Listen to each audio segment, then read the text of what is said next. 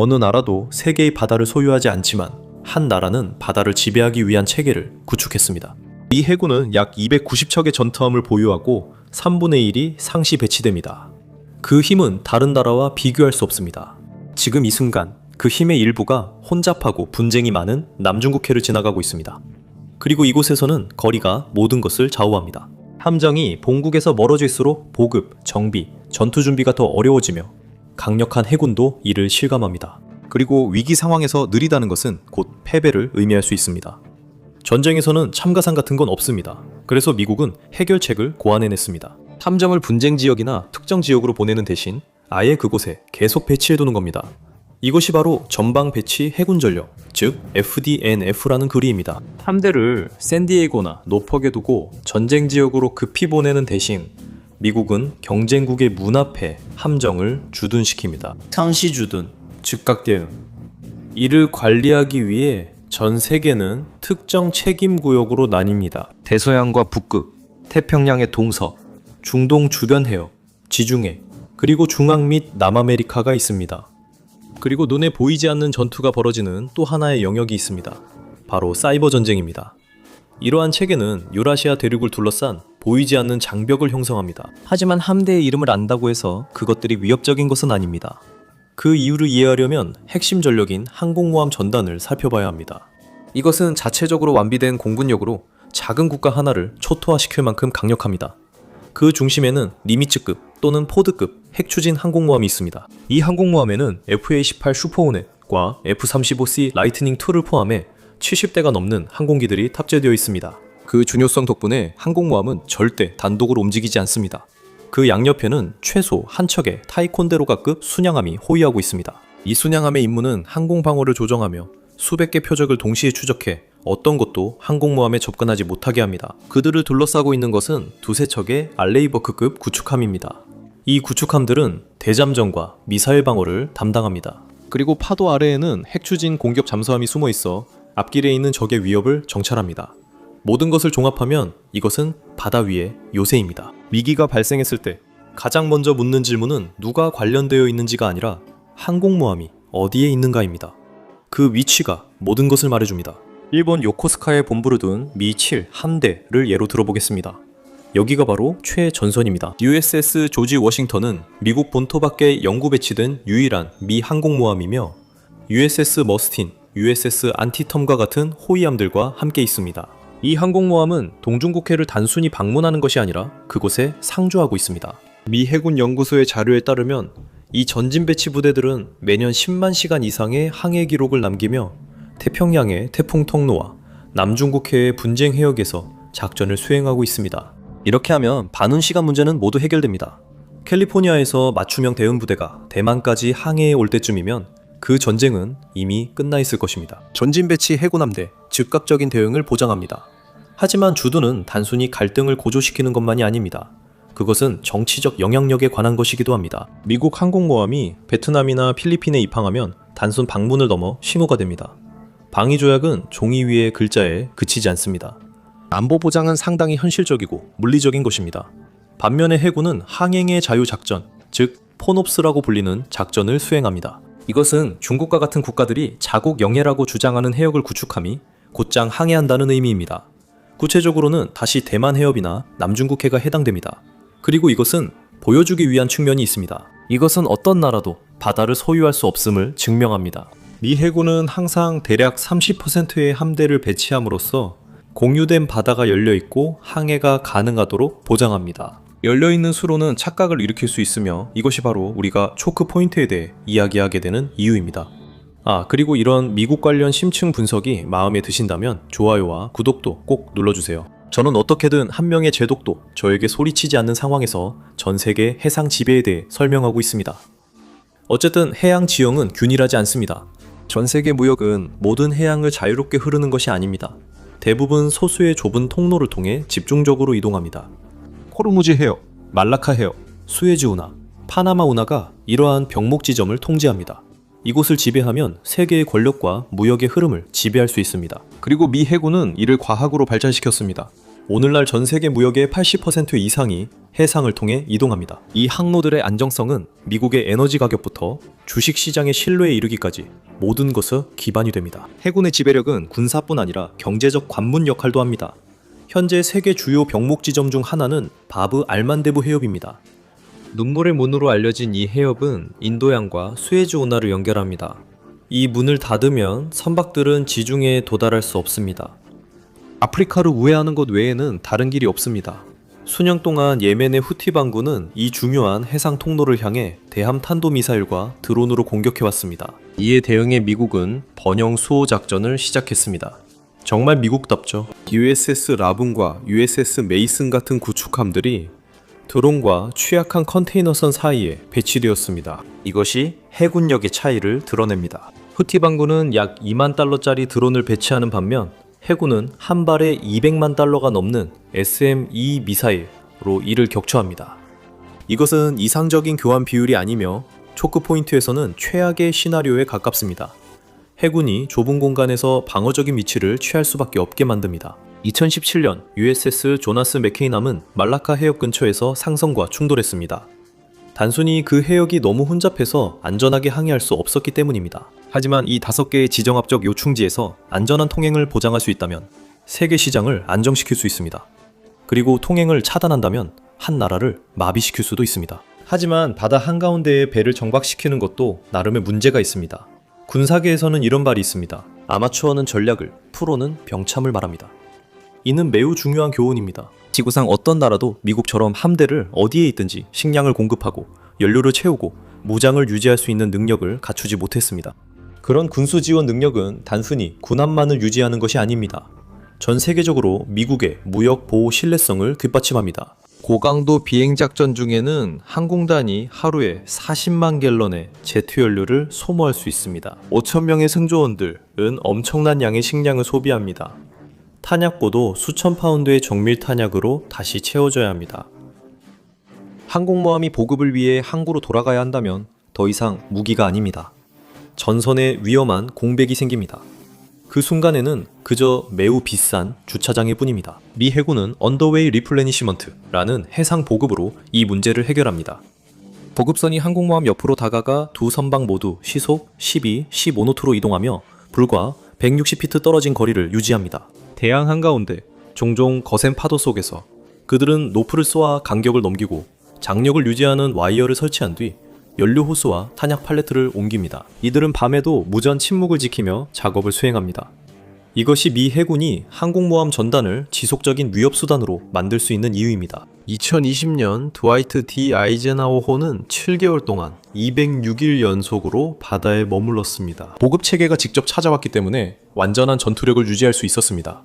이 정도 규모로 이런 일을 할 수 있는 해군은 없습니다. 소련은 해안 방어를, 미국은 해상 통제를 위해 해군을 건설했으며 이를 위해 지속적 작전 능력이 필요하지만 이 점이 약점이기도 합니다. 오늘날 미 해군의 군수지원 함대는 과거의 영광에 비하면 그림자에 불과합니다.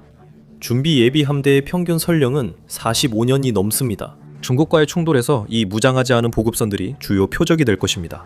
중국은 항공모함을 침몰시킬 필요가 없습니다. 그저 급유선만 침몰시키면 됩니다. 군수지원 체계는 미국의 취약점입니다. 해군 기획자들은 이를 강화하려 노력하지만 새로운 지원함대는 단기간에 건조할 수 없습니다. 이것은 시간과의 싸움이며 그들이 이기길 바라는 싸움입니다. 하지만 무한정 바다에 있는 것만이 전부는 아닙니다. 엄선 시대에는 막루에 있는 감시원이 맑은 날에 약 12마일 정도를 볼 수 있었습니다. 오늘날 함대는 수평선 너머까지 볼 수 있습니다. 비행기가 하늘을 수색하고 함정이 파도를 감시합니다. 위성들이 바다를 스캔합니다. 모든 플랫폼이 정보를 하나의 공유된 상황도로 전달하여 지휘관들이 움직임을 추적하고 위협을 파악하며 위험이 닥치기 전에 대응할 수 있게 합니다. 미사일이 수평선 너머에서 아래에 있는 함선에는 보이지 않게 나타날 수 있지만 함대는 이미 이를 인지하고 있습니다. 공중, 해상, 심지어 우주에 있는 센서들이 데이터를 적시에 적절한 곳으로 전달합니다. 함선들은 마치 하나의 마음으로 연결된 것처럼 함께 행동합니다. 그 결과는 단순한 방어가 아니라 상황 인식입니다. 함대는 더 빨리 행동하고 더 멀리 타격하며 자신을 노출하지 않고도 주변 공간을 통제할 수 있습니다. 하지만 상황은 계속해서 변하고 있습니다. 극초음속 미사일은 마하 5, 시속 3,800마일 이상의 속도로 이동할 수 있습니다. 반응 시간이 몇 분에서 몇 초로 줄어든 것이죠. 그리고 이것은 현대적인 해결책이 필요하다는 의미입니다. 해군은 현재 목표물을 자동으로 분류하는 AI 기반 프로젝트인 프로젝트 오버매치를 시행하고 있습니다. 인간의 반응에 의존하는 대신 네트워크가 무엇을 공격할지 결정하게 됩니다. 수상, 군수, 그리고 전파까지 모두 장악했지만 미국이 가진 가장 결정적인 우위는 눈에 보이지 않습니다. 그것은 수면 아래 수백 피트 깊이에 숨어 있습니다. 이곳이 바로 미국이 여전히 확실한 우위를 점하고 있는 유일한 영역입니다. 항공모함이 힘에 과실하면 잠수함은 숨겨진 위협입니다. 중국과 같은 적과의 전면전에서는 수상함이 취약합니다. 위성에 의해 추적될 수 있고 항공모함 킬러 미사일의 표적이 될 수 있습니다. 하지만 깊은 바다는 여전히 은밀함이 지배하는 유일한 영역으로 남아 있습니다. 미 해군의 잠수함 전력은 한 가지 특정한 기술적 이유로 세계에서 독특합니다. 100% 원자력 추진이기 때문입니다. 러시아와 중국을 포함한 대부분의 국가는 혼합 함대를 운영합니다. 일부는 원자력 잠수함이 있지만 디젤 전기 잠수함에 크게 의존하고 있습니다. 디젤 잠수함은 조용하지만 약점이 있습니다. 배터리로 충전하기 위해 수면 위로 떠올라야 합니다. 미국의 버지니아급 고속 공격 잠수함은 수면 위로 떠오르지 않고도 수천 마일을 고속으로 이동할 수 있습니다. 거의 완전히 자급자족이 가능합니다. 잠수함은 바닷물을 전기 분해해서 자체적으로 산소를 만듭니다. 식수도 자체적으로 증류합니다. 유일한 한계는 실을 수 있는 식량의 양입니다. 보통 약 90일 동안 완전히 보이지 않게 작전을 수행할 수 있습니다. 우위를 유지하기 위해 미국은 해양의 열층을 이용합니다. 바다는 온도에 따라 층을 이루고 있습니다. 음파는 이런 온도 변화에 부딪히면 굴절됩니다. 미국 지휘관은 온도 차이를 이용해 자신의 잠수함을 열층 아래에 숨길 수 있습니다. 이렇게 하면 적의 소나 신호가 튕겨나가게 되어 그는 사라지게 됩니다. 이러한 수중 지배력은 두 가지 뚜렷한 임무로 나뉩니다. 첫 번째는 헌터 킬러, 즉 SSN입니다. 이것이 로스앤젤레스급, 시우프급, 버지니아급 잠수함입니다. 이들은 적 잠수함을 추적해 항공모함 위협 전에 격침하며 동시에 타격 플랫폼이기도 합니다. 이들은 토마호크 순항 미사일로 수면 위로 떠오르지 않고 1000마일 떨어진 내륙 목표도 타격할 수 있습니다. 2011년 리비아에서 오디세이던 작전이 시작된 첫 순간 문을 연 것은 항공모함이 아니었습니다. 바로 유도 미사일 잠수함인 USS 플로리다였습니다. USS 플로리다는 한 번에 90발이 넘는 순항 미사일을 발사해 리비아 방공망을 전쟁 시작도 모르는 사이에 무력화시켰습니다. 그리고 두 번째로 미사일 잠수함, 즉 SSBN이 있습니다. 이들은 오하이오급 탄도 미사일 잠수함입니다. 언제든지 이들 중 몇 척은 바다의 가장 깊은 곳을 순찰하며 은밀함에 의존해 모습을 숨기고 있습니다. 각각 최대 20기의 트라이던트 2 D5 미사일을 탑재하고 있습니다. 이 잠수함 한 척만으로도 중간 규모 국가의 모든 주요 도시를 초토화시킬 수 있는 핵전력을 보유하고 있습니다. 이들의 존재는 적이 미국 본토를 아무리 강하게 공격하더라도 보복이 확실하게 이루어질 것임을 보장합니다. 미국은 약 60척의 잠수함을 보유하고 있습니다. 그러한 압박은 전 세계 해상작전을 얼어붙게 만듭니다. 이 5가지 지렛대, 즉 존재감, 초크포인트, 물류, 정보, 그리고 해저 통제를 결합하면 완벽한 통제 시스템이 만들어집니다. 이것은 미국이 분쟁을 억제할 수 있게 해줍니다. 보급을 방해할 수 있게 해줍니다. 첫 발이 발사되기 전에 결과를 좌우할 수 있게 해줍니다. 냉전전 시대를 떠올려보세요. 미 해군은 대서양과 태평양에서 강력한 존재감을 유지했습니다. GIUK 갭과 같은 주요 초크 포인트를 통제했습니다. 전진 배치된 함정과 더 나은 정보로 소련 잠수함을 일찍 추적했으며 뛰어난 보급으로 소련보다 더 오래 바다에 머물 수 있었습니다. 1991년 페르시아만 전쟁에서 미 해군은 이미 사막방패 작전의 일환으로 중동에 배치되어 있었습니다. 이 부대들은 중요한 항로를 확보했고 연합군 병력의 신속한 증강을 가능하게 했습니다. 보급품, 증원군, 그리고 화력이 지체 없이 최전선에 도달할 수 있었습니다. 잠수함들은 수중의 위험 요소들을 제거했습니다. 이를 통해 해군은 이라크 해군을 효과적으로 무력화시켜 연합군의 공중작전과 지상공격을 지원할 수 있었습니다. 이 시점에서 미국 해군이 거의 무적처럼 보일 수 있지만 그렇지 않습니다. 이 시스템은 미국에 맞서 경쟁자가 없던 다른 시대를 위해 만들어졌습니다. 하지만 그런 세상은 이제 사라졌습니다. 미국 해군은 돈으로 쉽게 해결할 수 없는 4가지 존재적 위협에 직면해 있습니다. 미국 해군이 직면한 가장 시급한 위기는 전술적인 것이 아니라 사실 산업적인 문제입니다. 1980년대 로너드 레이건 행정부 시절 미국 해군 함대는 거의 600척에 달하며 정점을 찍었습니다. 그야말로 거대한 규모였습니다. 오늘날 전투함대는 약 290척 수준에 머물러 있습니다. 한편 중국 인민해방군 해군은 성장해왔습니다. 그들은 함정수에서 미국을 앞질러 370척이 넘는 전투함대를 운용하고 있습니다. 하지만 단순한 숫자는 진짜 이야기를 가리고 있습니다. 문제는 단지 함정만이 아니라 조선소입니다. 중국은 세계 최고의 조선국입니다. 중국 조선소는 1년 만에 미국이 3년 동안 생산하는 것보다 더 많은 톤수를 진수합니다. 그들은 전시체제로 24시간 내내 운영되고 있습니다. 그들은 즉시 군사 생산으로 전환할 수 있는 거대한 상업용 조선 부문을 가지고 있습니다. 반면에 미국의 조선 산업 기반은 위축되었습니다. 냉전 시기에는 미국의 복잡한 군함을 건조할 수 있는 공공 및 민간 조선소가 수십 곳 있었습니다. 오늘날 그 숫자는 급격히 줄어들었습니다. 북미에는 핵 추진 항공모함을 건조하거나 수리할 수 있는 드라이도크가 손에 꼽을 정도로만 남아 있습니다. 이로 인해 심각한 산업적 병목 현상이 발생합니다. 고강도 해전에서는 함정들이 손상을 입게 됩니다. 미국 항공모함이 미사일 공격을 받으면 극소수의 드라이도크 중 한 곳으로 겨우 돌아가야 하며 수년간 전투에서 빠질 수 있습니다. 중국 항공모함이 공격받아도 수십 개 상업용 조선소가 대기 중이라 몇 달 내에 수리 후 전장에 복귀할 수 있습니다. 소모전에서는 손실을 더 빨리 보충할 수 있는 쪽이 보통 승리합니다. 한 세기 만에 처음으로 미국이 그 우위를 잃었습니다. 중국은 미국의 전략을 철저히 연구하고 미국이 원양 해군에서 우위임을 알았기에 판을 조작하기로 했습니다. 그들은 반접근 지역 거부, 즉 A2AD로 알려진 전략에 수십억 달러를 투자했습니다. 논리는 아주 간단합니다. 항공모함과 싸우지 않는 것입니다. 항공모함이 전투 전에 제거되는 것이 목표입니다. 중국은 항공모함 킬러로 불리는 대량의 지상발사 탄도미사일을 구축했으며 이는 일반 순항미사일과 다릅니다.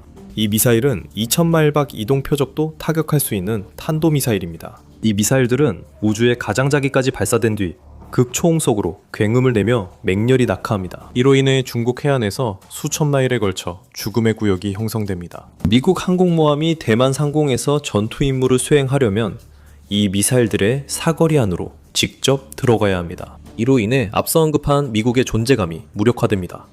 항공모함이 죽음의 구역 밖에 머무르면 전투기들은 목표 지점까지 도달할 수 있는 사거리가 부족합니다. 만약 그들이 안으로 들어가면 자신들이 표적이 될 위험을 감수해야 합니다. 그리고 또 하나, 인력 문제가 있습니다. 미 해군은 현재 수십 년 만에 최악의 인력 모집 부족 사태를 겪고 있습니다. 미국인들은 군복무에 덜 관심을 보이고 있습니다. 민간 부문이 더 좋은 보수를 제공합니다. 신체 기준 또한 그 어느 때보다 더 많은 지원자들을 탈락시키고 있습니다. 그 결과 함정들은 인원이 부족한 채로 배치되고 있습니다. 그리고 이것은 단순한 인사 문제가 아니라 안전, 위기입니다. 함정에 인원이 부족하면 남은 승조원들이 더 긴 근무를 해야 하며 이는 탈진, 피로, 치명적인 실수로 이어집니다. 그리고 마지막 위협은 바로 바닷물 자체입니다. 기후변화는 해군 작전을 거의 논의되지 않는 방식으로 변화시키고 있습니다. 세계에서 가장 큰 해군 기지인 버지니아의 노퍽 해군 기지는 침하하고 있습니다. 해수면 상승과 지반 침하로 인해 이 기지는 정기적으로 침수되고 있습니다. 추정에 따르면 인프라 손상에 대한 수리 적체가 18억 달러를 넘습니다.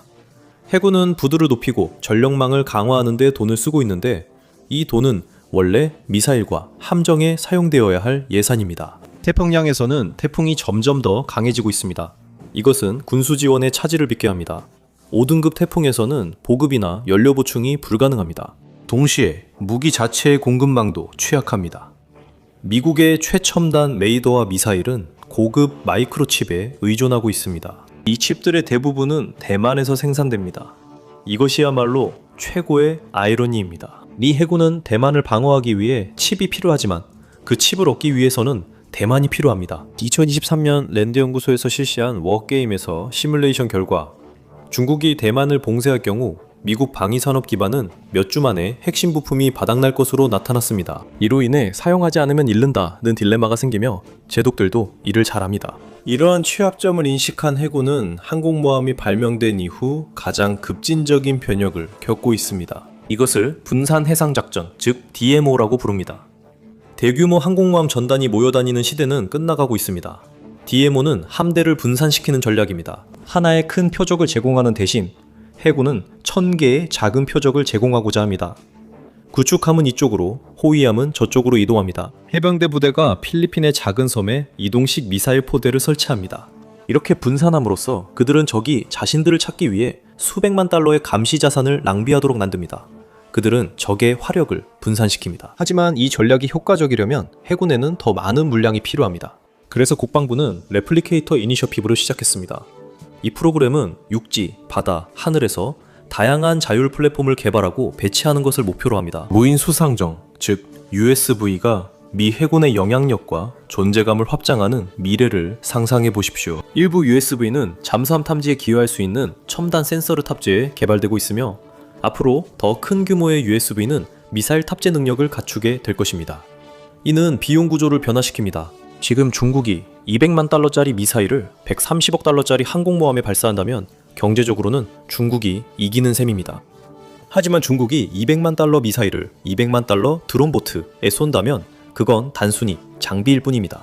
파도 아래에서 해군은 오르카 XLU UUV, 즉 초대형 무인 잠수정을 개발하고 있습니다. 이것은 적 항구에 자율적으로 기뢰를 설치할 수 있는 드론 잠수함입니다. 바닷속 바닥에 앉아 소리를 듣고 기다릴 수도 있습니다. 이것이 바로 AEAD 버블의 해답입니다. 미국은 항공모함 대신 드론을 보내지만 혼자서는 어렵다는 것을 깨닫고 있습니다. 미국은 전략적 기피를 확보하기 위해 동맹을 더욱 강화하고 있습니다. 호주, 영국, 미국 간의 오커스 협정은 수십 년 만에 태평양 지역에서 가장 큰 권력 변화입니다. 미국은 호주와 핵 추진 기술을 공유하고 있습니다. 목표는 호주가 자체적으로 핵 추진 공격 잠수함 함대를 갖추도록 하는 것입니다. 그리고 이것은 베이징에게 악몽과도 같습니다. 현재 중국의 전략가들은 괌이나 하와이에서 오는 미국 잠수함만 신경 쓰면 됩니다. 곧 그들은 남반구 깊숙한 곳인 퍼스에서 출항하는 첨단 핵 추진 잠수함도 신경 써야 할 것입니다. 수십 년 동안 미 해군은 세계의 바다를 지배해 왔습니다. 그 지배력은 동등한 해군 경쟁자가 없던 시절에 구축된 것이었습니다. 하지만 오늘날에는 그 전제가 더 이상 통하지 않습니다. 성조기가 더 이상 모든 바다를 지배하지 않을 수 있습니다. 현대 해군 전쟁에선 가만히 있으면 침몰할 수 있습니다. 미국은 적응하지 않으면 뒤처질 수 있습니다. 오늘 저와 함께 해주셔서 감사합니다. 영상이 재미있으셨길 바랍니다. 이런 영상을 더 보고 싶으시다면 구독과 알림 설정을 부탁드립니다. 정말 큰 도움이 됩니다. 감사드리며 다음 맵팩에서 뵙겠습니다.